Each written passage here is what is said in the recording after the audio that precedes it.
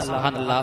हजरात बहुत ही अच्छे अंदाज में आप लोग समाप्त कर रहे थे। मैं ये कहने पर मजबूर हो गया कि ये अलग बात है, खामोश खड़े रहते हैं। और मैं बताया भी था आप लोगों को कि हम लोग रोशन मियाँ के दीवाने हैं, मानने वाले हैं, लिहाजा उनकी मोहब्बत को अपने माइंड में बिठाए रखें। जैसे हमारे हजरत ने बताया कि आज हजरत की तकरीर होनी है, बहुत जिम्मेदाराना इनकी तकरीर होनी है, इनका खिताब होना है।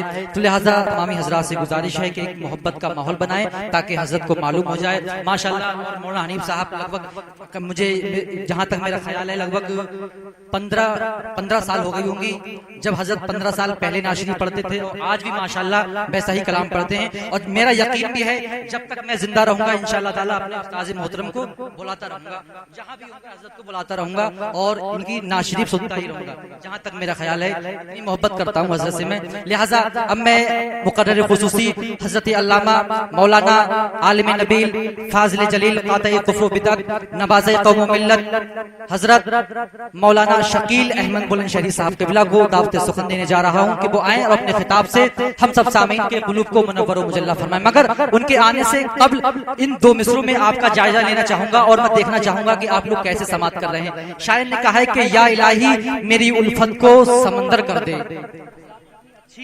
कितनी अच्छी दुआ मैं आप लोगों के लिए कर रहा हूं, कम से कम आप लोग मुझे भी दुआ दे दें कि या इलाही मेरी उल्फत को समंदर कर दे और मुझको सरकारे दो आलम का कलंदर कर दे।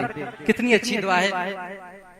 बाकी में दुआ आपको पसंद है तो दोनों हाथों को टका दें या रसूल अल्लाह, माशा अल्लाह, कि या इलाही मेरी उल्फत को समंदर कर दे और मुझको सबको सरकारे दो आलम का कलंदर कर दे और रोजे शब करता रहूं गुम्बदे खजरा का तवाफ। रोजे शब करता रहूं गुम्बदे खजरा का तवाफ, मुझको तैबा के मीनारों का कबूतर कर दे।